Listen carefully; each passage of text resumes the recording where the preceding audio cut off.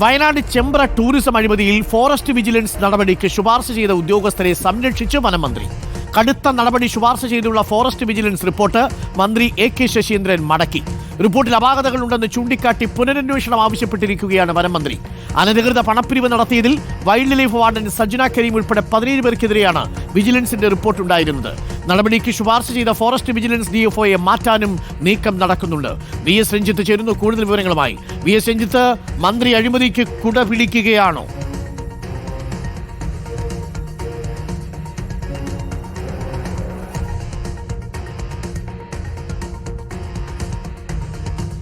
രഞ്ജിത്ത്, ചെറിയ ഒരു ശബ്ദത്തിന്റെ പ്രശ്നമുണ്ട്. ഡോക്ടർ അങ്ങനെ സംശയിക്കേണ്ടിയിരിക്കുന്നു വനം മന്ത്രി.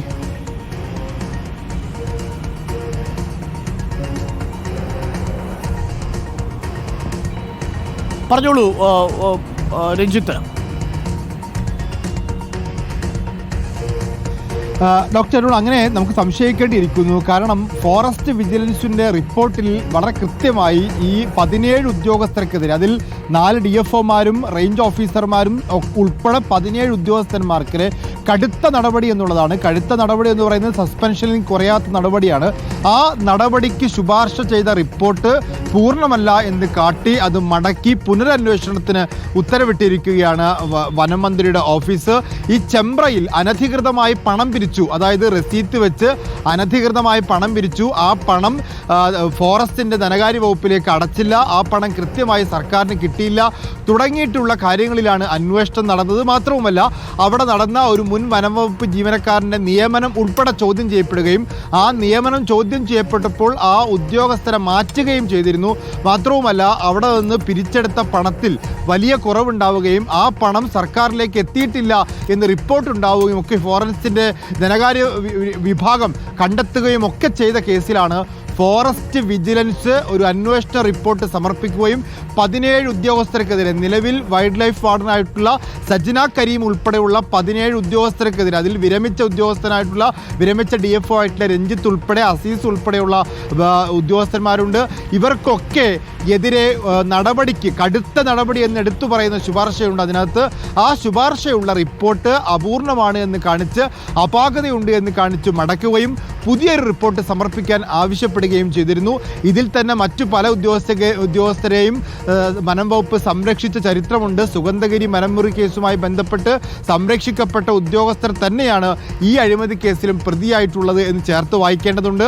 അതുകൊണ്ട് സ്വാഭാവികമായിട്ടും അഴിമതിക്ക് കുടപിടിക്കുകയാണ്. ആരെയൊക്കെയോ സംരക്ഷിക്കാൻ വേണ്ടിയാണ് ഈ നടപടിക്ക് ശുപാർശ ചെയ്തിട്ടുള്ള റിപ്പോർട്ട് മടക്കി പുതിയ റിപ്പോർട്ട് ആവശ്യപ്പെട്ടുകൊണ്ട് മന്ത്രി രംഗത്തെത്തിയിട്ടുള്ളത്. രഞ്ജിത്ത്, അങ്ങനെ സാധാരണ സംഭവിക്കാറില്ലല്ലോ. ഇപ്പോൾ ഒരു വിജിലൻസിന്റെ റിപ്പോർട്ട് വന്നു കഴിഞ്ഞാൽ മന്ത്രിയുടെ ഓഫീസിൽ നിന്ന് അത് മടക്കുന്ന ഒരു ഏർപ്പാടുണ്ടാവില്ല.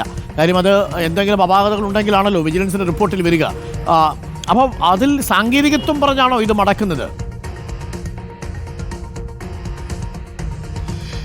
ഇത് മടക്കി എന്ന വിവരം നമുക്ക് ലഭിക്കുന്നത് ഈ പരാതിക്കാരനായിട്ടുള്ള കോഴിക്കോട് DCC പ്രസിഡന്റ് ഷാജർ അറാഫത്ത് ഇതിൻ്റെ വിവരാവകാശ പ്രകാരമുള്ള ഒരു ആവശ്യം ഉന്നയിക്കുന്നു. അതായത് എന്തായിരുന്നു ഫോറൻസിക് വിജിലൻസിൻ്റെ റിപ്പോർട്ട്, ആ റിപ്പോർട്ട് ലഭ്യമാക്കുമോ എന്ന പ്രകാരത്തിൽ ഒരു വിവരാവകാശം ചോദിച്ചപ്പോൾ ആ വിവരാവകാശത്തിന് മറുപടിയായിട്ട് പറഞ്ഞതാണ് ആദ്യത്തെ റിപ്പോർട്ട് മടക്കുകയും വീണ്ടും അന്വേഷണം ആവശ്യപ്പെട്ടിട്ടുണ്ട് എന്നുള്ള കാര്യവും. അപ്പോൾ ആദ്യത്തെ റിപ്പോർട്ടിന്മേൽ ഒരു നടപടിയും എടുക്കാതെ അടയിരിക്കുകയും പിന്നീട് ഇത്തരത്തിൽ ഒരു ഫോളോ അപ്പ് ഉണ്ടായ സമയത്ത് ആ റിപ്പോർട്ട് മടക്കിയതായി ചൂണ്ടിക്കാട്ടി ആ റിപ്പോർട്ടിന്മേൽ മറ്റൊരു അന്വേഷണത്തിന് ഉത്തരവിടുകയുമായി ചെയ്തിട്ടുള്ളത്. ഇതുമായി ബന്ധപ്പെട്ട് പ്രാഥമികമായി ധാരാളം തെളിവുകളുണ്ട്. ഇപ്പോൾ സംസ്ഥാനത്തിൻ്റെ വിജിലൻസ് അന്വേഷണം നടക്കുന്നുണ്ട്, അതായത് പോലീസ് വിജിലൻസിൻ്റെ അന്വേഷണം ഇതുമായി ബന്ധപ്പെട്ട് നടക്കുന്നുണ്ട്. ഫോറസ്റ്റിൻ്റെ തന്നെ ധനകാര്യ വിഭാഗം ഇവിടെ അഴിമതി നടന്നിട്ടുണ്ട് എന്ന് കണ്ടെത്തിയപ്പോൾ ആ തുക ഇവർ തിരിച്ചടയ്ക്കുന്ന ഒരു സാഹചര്യം ഉണ്ടായിരുന്നു. മാത്രവുമല്ല, അവിടെ ഒരു നിയമനം നടന്നിട്ടുണ്ട്. ഒരു വിരമിച്ച ഫോറസ്റ്റ് ഉദ്യോഗസ്ഥനെ ചെമ്പ്രയിൽ വനം സംരക്ഷണ സമിതി നിയമിച്ചിരുന്നു. അതും തെറ്റാണെന്ന് കണ്ടിരുത്തിയിരുന്നു. ഈ ഒരു ഉദ്യോഗസ്ഥനെ നിയമിച്ചുകൊണ്ടാണ് അവിടെ അഴിമതി നടത്തിയത്. ഇതെല്ലാം വ്യക്തമാണ്. സാഹചര്യ തെളിവുകളും അതുപോലെ തന്നെ അവിടെ നിന്ന് കിട്ടുന്ന തെളിവുകളും ഒക്കെ ഈ ഉദ്യോഗസ്ഥന്മാർക്കെതിരായിരുന്നിട്ടും പ്രാഥമികമായി ഏറ്റവും ആദ്യം സമർപ്പിക്കപ്പെട്ട റിപ്പോർട്ട് മടക്കിയെന്ന് മാത്രമല്ല, ആ റിപ്പോർട്ട് സമർപ്പിച്ച വിജിലൻസിൻ്റെ DFOയെ, ജയപ്രകാശ് എന്ന് പറയുന്ന DFOയെ അവിടെ നിന്ന് മാറ്റാനുള്ള നീക്കമാണ് തന്നെയാണ് ഇപ്പോൾ നടന്നുകൊണ്ടിരിക്കുന്നത്. അത്തരത്തിൽ അസാധാരണമായ നടപടിക്രമത്തിലേക്ക് വനം വകുപ്പ് പോകുന്നത് ചില ഉദ്യോഗസ്ഥന്മാരെ സംരക്ഷിക്കാൻ വേണ്ടിയിട്ടാണ് എന്നുള്ളതാണ് നിലവിൽ നമുക്ക് ലഭ്യമാകുന്ന വിവരം. Okay, thank you V S Sajith. വനംവകുപ്പിലൊക്കെ വളരെ സത്യസന്ധന്മാരായ ഒരുപാട് ഉദ്യോഗസ്ഥരുണ്ട്. അതിനിടയിലാണ് ഈ പുഴുക്കുത്തികളെ കണ്ടെത്താൻ വിജിലൻസ് ശ്രമിക്കുന്നത്. ഫോറസ്റ്റിന് വിജിലൻസ് കൊടുത്തിരിക്കുന്ന റിപ്പോർട്ട് മടക്കണമെന്നുണ്ടെങ്കിൽ ഒന്ന് ആലോചിച്ച് നോക്കിയേ, അതിനകത്ത് സ്വാധീനം സ്വാഭാവികമല്ലേ എന്നുള്ളതാണ്. കാട്ടിലെ തടി, തേവരുടെ ആന, വിജിലൻസിന്റെ റിപ്പോർട്ട്, വലിയടാ വലി, ഇതാണ് അവസ്ഥ.